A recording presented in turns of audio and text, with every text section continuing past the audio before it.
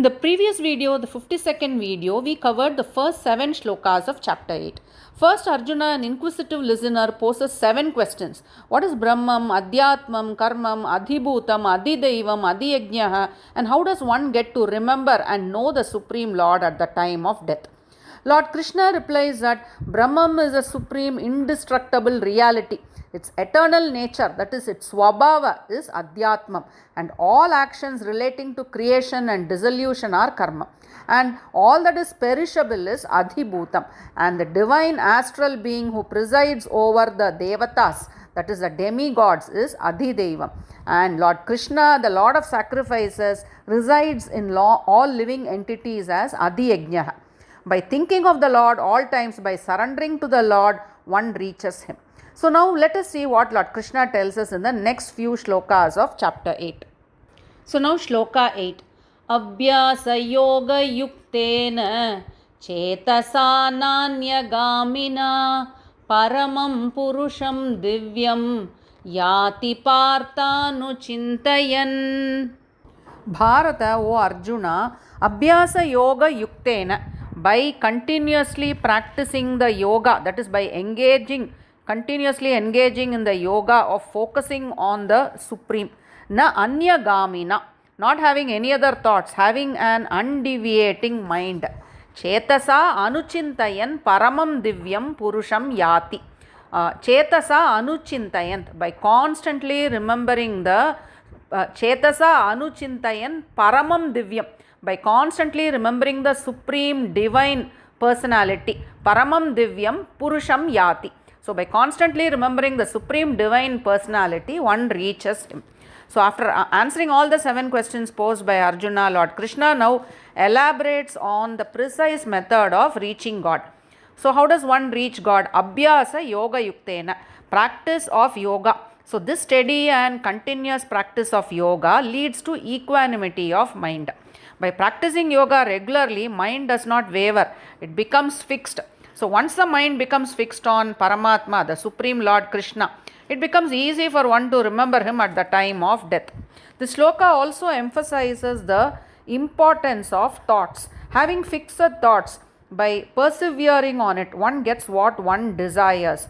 By training the mind to be focused on something, one achieves it. So by abhyasa, by continuous practice through meditation on a regular basis, one reaches the Supreme Lord Krishna. Kavim Puranam Anushasitaram Anoraniyam Samanusmaredyaha Sarvasya Dataram Achintya Rupam Aditya Varnam Tamasah Parastat Prayana Kale Manasachalena Bhaktya Yukto Yoga Balena Chaiva Bhruvormadhye pranamaveshya samyak satam param purushamupaiti divyam. I just now chanted 2 slokas, that is the 9th and the 10th shlokas. So let's take up the 9th shloka first. Yaha anusmaret. So he who meditates on whom the characteristics of the Supreme Personality is described. So he who meditates on Kavim is the omniscient, the knower of all. Puranam ancient, primordial, beginningless. Anushasitaram, Anushasan we all know is discipline. So Anushasitaram, the controller, the ruler of all the 3 worlds. Anoho aniyamsam, Anoho is atom, and aniyamsam, smaller than the atom. Sarvasya Dhataram is the maintainer. Sarvasya Dhataram, the maintainer of everything. Achintya Rupam is form. Achintya, you cannot think of the form, which means inconceivable, a person of inconceivable form. Aditya Varnam, Aditya is sun, so one who is as luminous, as radiant like the sun. Tamasaha Parastat, Tamas is ignorance. Tamas is, we all know that there are 3 gunas, Sattva, Rajas and Tamas. So Tamas is ignorance. Tamasaha Parastat, he is transcendental and he is beyond ignorance, he is beyond the material nature. So next we'll go to the 10th shloka. So in the 9th shloka, Lord describes the characteristics of the Supreme Personality on whom one should meditate at the time of death. Now in the 10th shloka, how should one meditate? Bhaktya yuktaha saha prayanakale at the time of death. So how should one meditate? Saha prayanakale at the time of death. Bhaktya yuktaha, this yogi with bhaktya yuktaha, with unwavering devotion, with bhakti at the time of death. Yoga balena, by the power of yoga. Bruvoho madhye pranam samyak aveshya. Bruvoho is eyebrows. So pranam is the life breath. Pranam. So by directing, by properly establishing the life breath, bruvoho madhye aveshya, by establishing the life breath between the eyebrows. Cha achalena manasa tam divyam paramam purusham eva upaiti. Cha achalena. Achalena, chala is keep on moving. So achalena, with achalena manasa, with an undeviating mind. So a person who meditates on the Supreme God with the characteristics mentioned, with unwavering mind, with unwavering devotion, he divyam paramam purusham eva upaiti. So that person achieves the effulgent supreme personality. So in shloka 9, the supreme characteristics of the personality, of the supreme personality is described. So we know what are all the supreme characteristics mentioned. Kavim, omniscient, Puranam, beginningless, most ancient, Anoho Aniyamsam, smaller than the atom, Anushasitaram, controller of the world, all the three worlds, Dhataram, maintainer of the world, Achintya Rupam, one one with inconceivable form. You cannot perceive the form of this supreme personality. Aditya Varnam, effulgent, radiant like the sun. Tamasaha Parastad. So Tamasaha is ignorance, avidya. So one who is beyond this ignorance. Yaha Anusmaret. So one who meditates on a person with all these characteristics. One who meditates on the supreme personality who has all these characteristics. So we've completed shloka 9. Now in shloka 10, what method to adopt? How should one meditate? Bhaktya yuktaha, with devotion, one whose mind is equanimous, steady and balanced. It is in harmony because of the devotional meditation on the Supreme Lord on a continuous basis or everyday basis. Prayanakale, at the time of death. So Prayanakale, what should one do? Bhruvoho madhye pranam aveshya, by directing the prana, the life force between the eyebrows, that is Ajna Chakra. Achalena manasa, without any diversion. Tam divyam paramam purusham eva upaiti. So when one focuses on the Supreme Lord Krishna intently without getting diverted, in full concentration, then he integrates with the Supreme Lord. He attains the divyam paramam purusham, that is the effulgent supreme personality.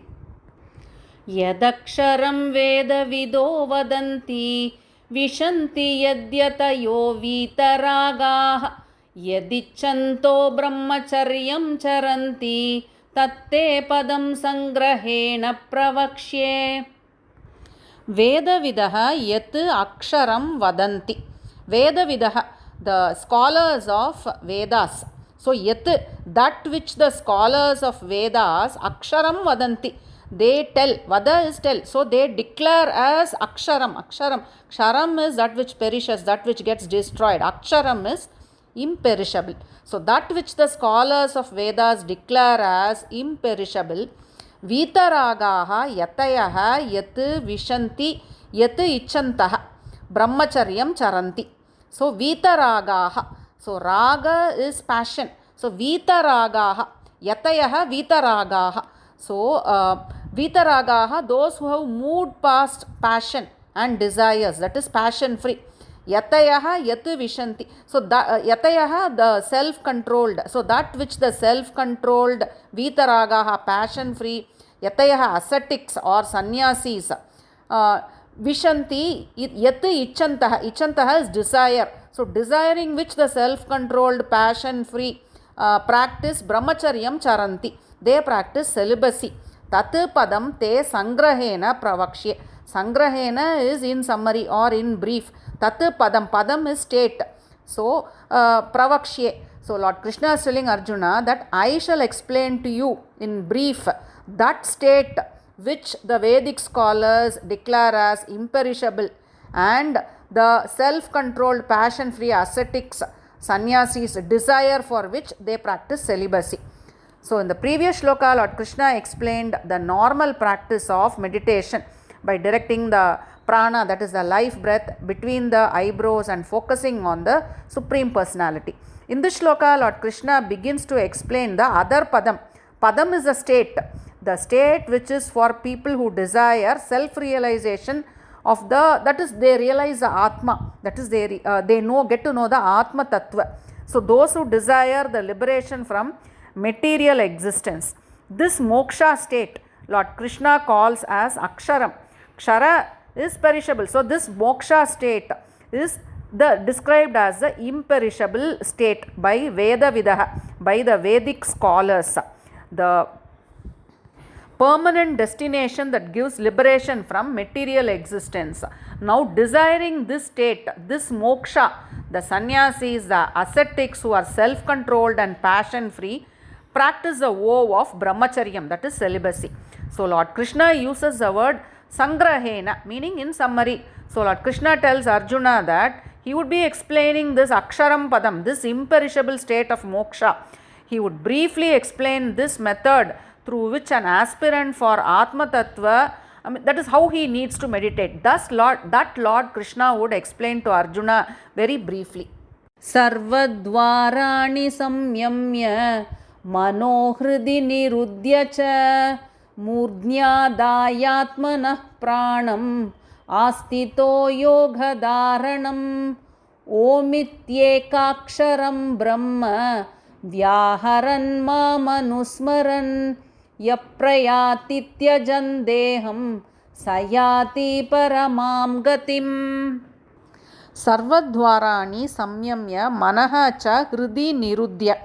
So having closed sarvadvarani, dwara is gate. So sarvadvarani samyamya, having closed all the gates.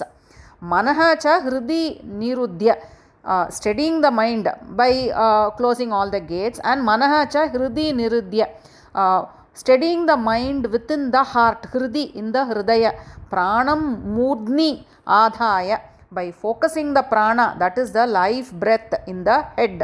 Atmanaha yoga dharanam astitaha. So one should establish oneself in yoga dharanam, in yogic concentration. Yaha omiti ekaksharam brahma vyaharan, by chanting the ekaksharam. Yaha omiti ekaksharam, the one syllabled om.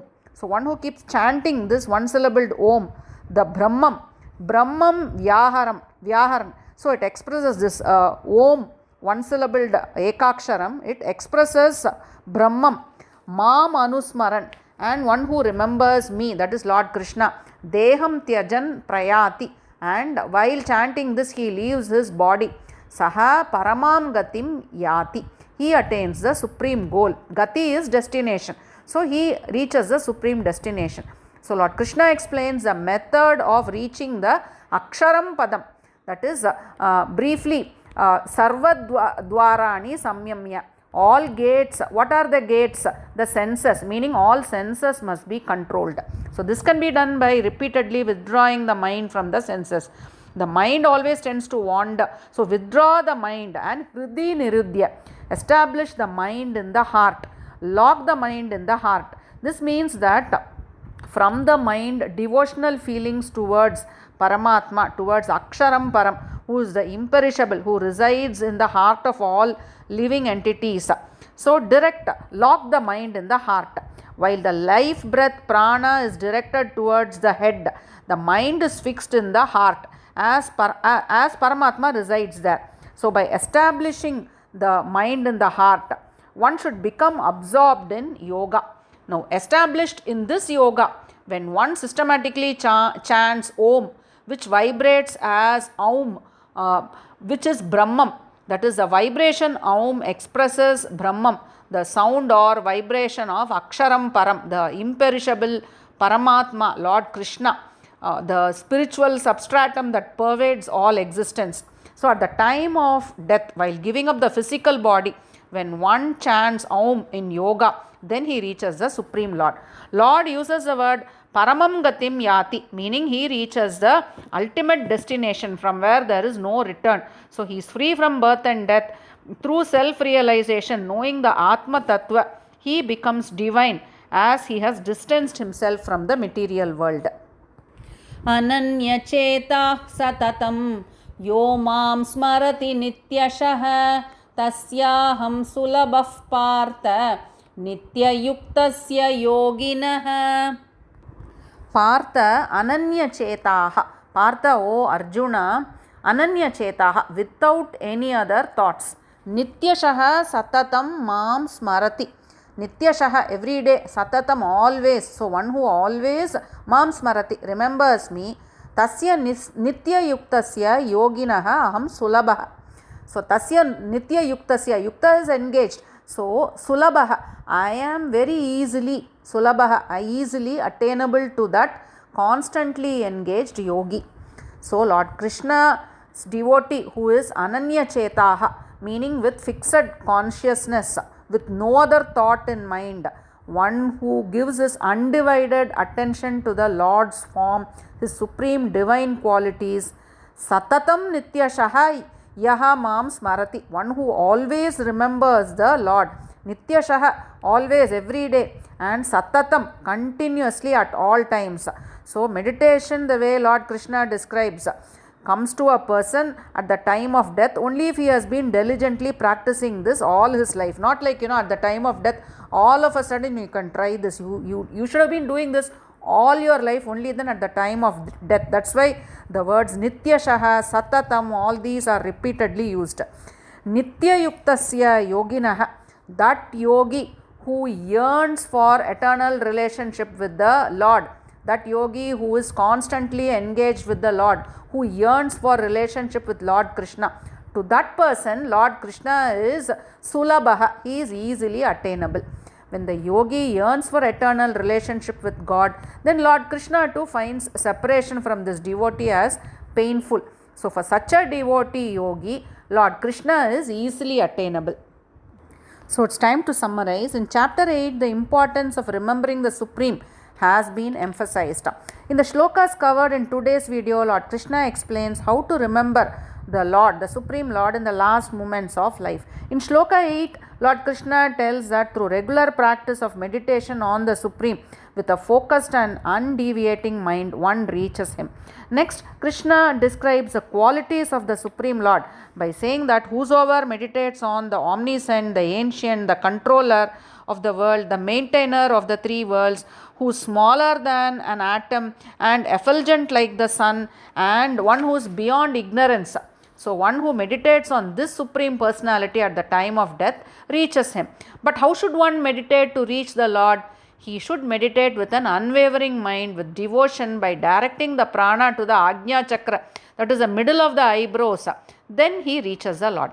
Next, Lord Krishna declares that he would explain to Arjuna in summary that state which is declared as Aksharam.